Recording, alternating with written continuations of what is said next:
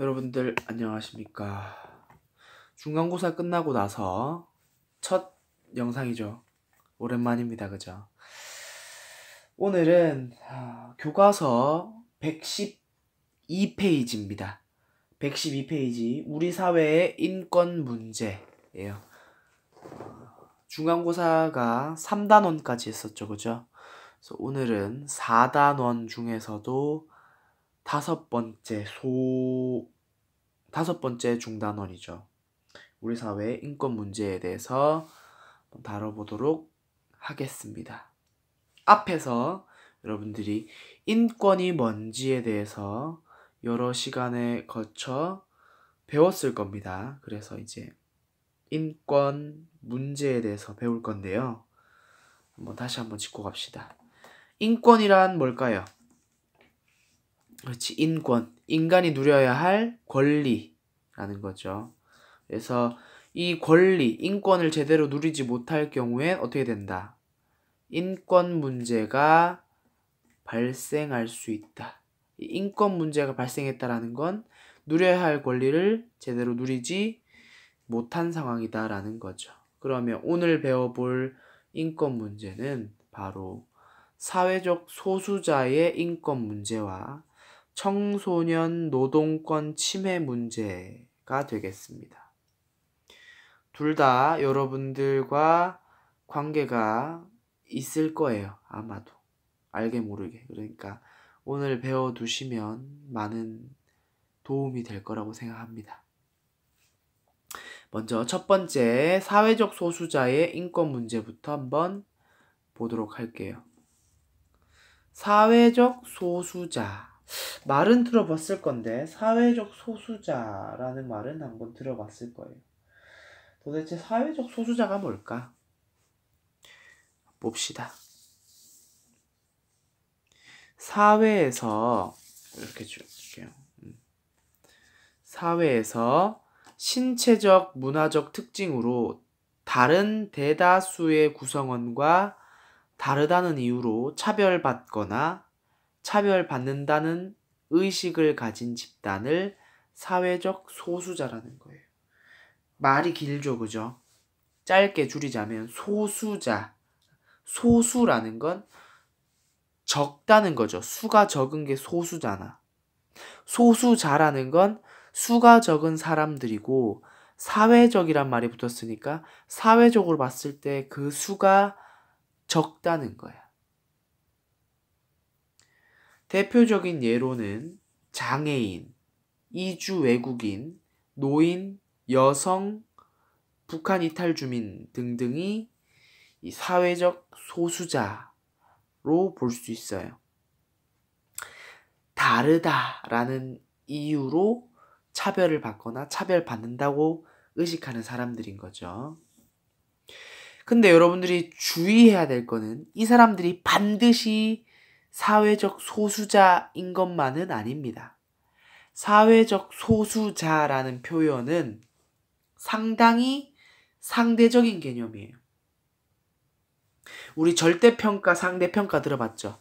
그것처럼 사회적 소수자라는 건 절대적인 개념이 아니야.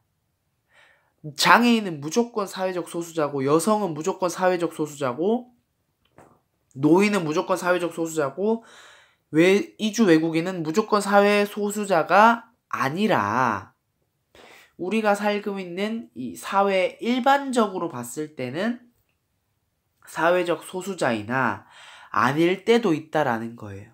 상대적이라는 건 그럴 때도 있고 아닐 때도 있고 상황에 따라 바뀌는 게 상대적인 거잖아요. 그죠? 무슨 말이냐?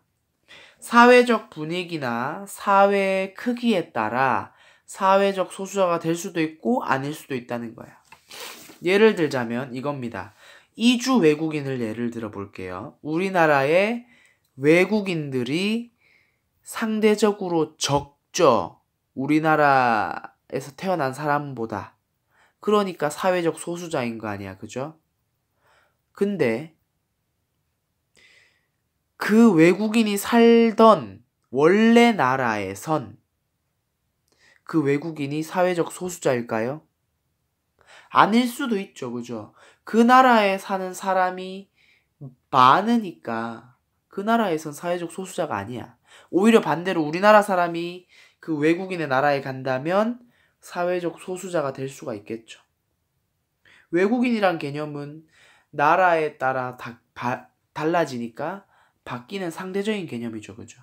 또 여성도 우리가 사는 특히 우리나라 사회에서는 주로 이 남자가 사회적 신분이 조금 더 높거나 임금이 더 높다는 그런 경향이 있다는 발표 자료를 봤는데 제가 그런 자료를 봤을 때 여성이 상대적으로 사회적 소수자구나라는 걸 알 수가 있는데 예를 들자면 여성이 대부분인 나라에 만약에 그런 나라가 있다면 여성이 대부분인 나라가 있다면 거기서 남성은 여성에 비해 상대적으로 사회적 신분이 낮거나 임금이 적을 수 있겠죠. 그럼 또 사회적 소수자가 남성이 될 수 있는 거야. 즉 사회적 소수자는 상황에 따라서 바뀔 수 있는 거예요. 오케이? 그래서 요즘 우리가 뭐 인터넷에서 방송에서 주목하고 있는 갑질 논란 들어봤죠? 갑과 을 이런 관계도 수시로 바뀌잖아요. 을이었던 사람이 백화점에 가면 손님이 되니까 다시 갑이 되고, 그죠? 백화점 직원이 식당에 가면 을이었다가 다시 갑이 돼요. 그러니까 상대적인 개념으로 계속 바뀌는 거예요. 사회적 소수자는. 이런 것들을 잘 알아두시고 자 그러면 사회적 소수자가 뭔지 알았으니까 사회적 소수자가 어떠한 차별을 받는지 한번 봅시다. 사회적 소수자의 차별 사례. 자, 예를 들자면 장애인 차별, 여성 차별, 이주 외국인 차별. 우리는 알게 모르게 이 사회적 소수자들을 차별하고 있어요. 예를 들어서 장애인들 차별 같은 경우는 장애인들이 타고 다닐 만한 택시를 찾기가 힘들다든지 뭐 건물에 장애인을 위한 이동수단, 이동 경로가 마련되어 있지 않다든지 혹은 여성을 위한 뭔가 시설이 부족하다든지 이주 외국인들을 보면 우리가 무시를 한다든지 혹은 아주 모른 채 한다든지 이런 것들이 다 차별인 거죠.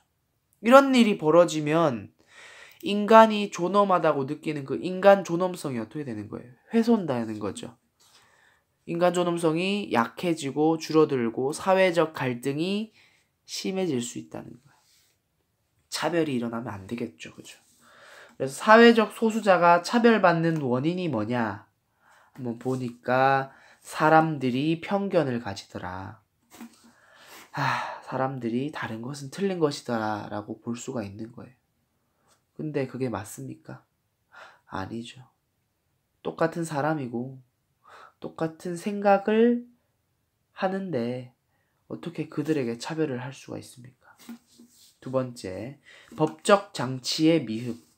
차별을 예방하거나 차별한 대상을 처벌할 법적 장치가 필요한데도 불구하고 준비가 덜 되었기 때문에 차별이 남아있을 수 있다는 거예요.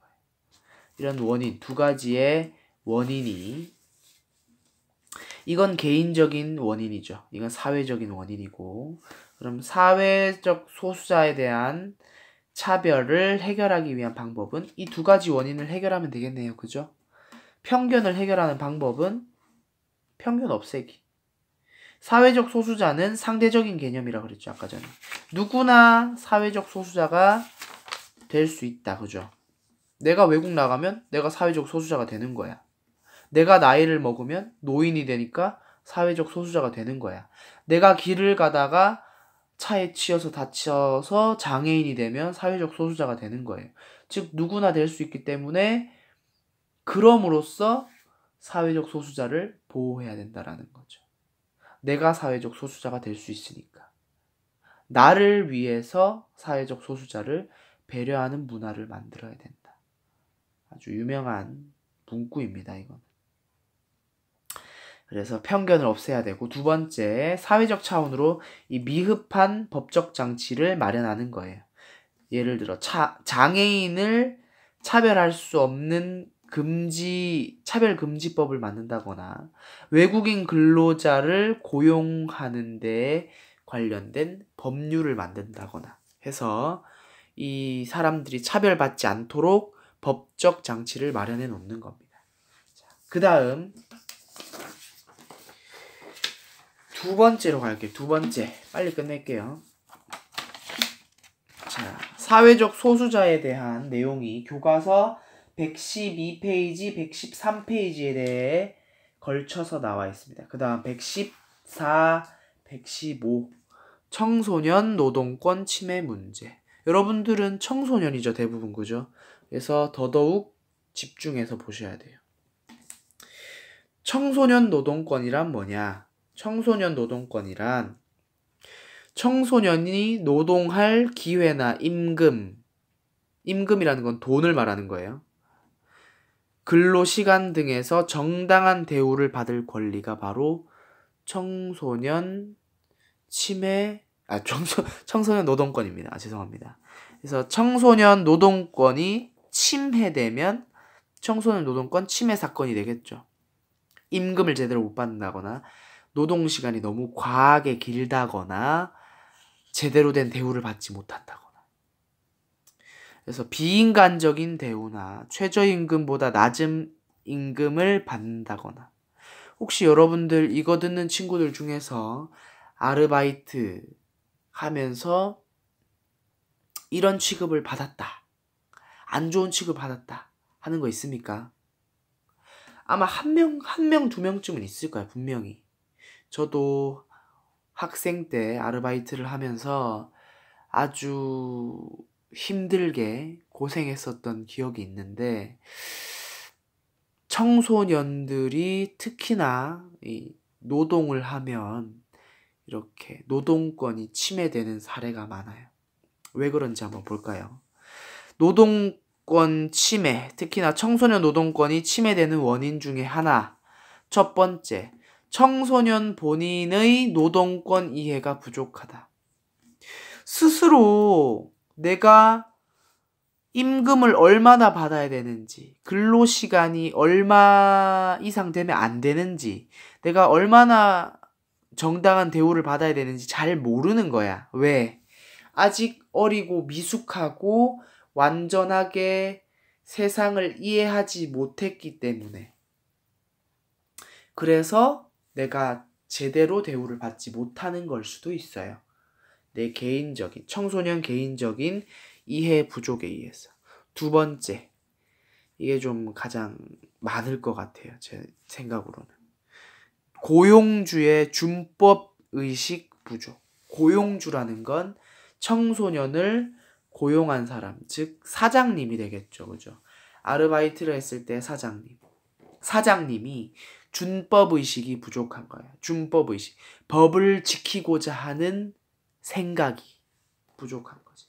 아르바이트를 써도 하루에 뭐 몇 시간 이상 하면 안 되고, 또 야간 너무 늦게 청소년을 쓰면 안 되고, 또 주말에 불렀거나 공휴일에 부르면 뭐 얼마 이상 돈을 더 줘야 되고, 또 뭐 막말을 하면 안 되고, 때리면 안 되고, 이런 것들을 지켜야 되는데 사장님이 그런 걸 지키지 않는 거죠. 왜?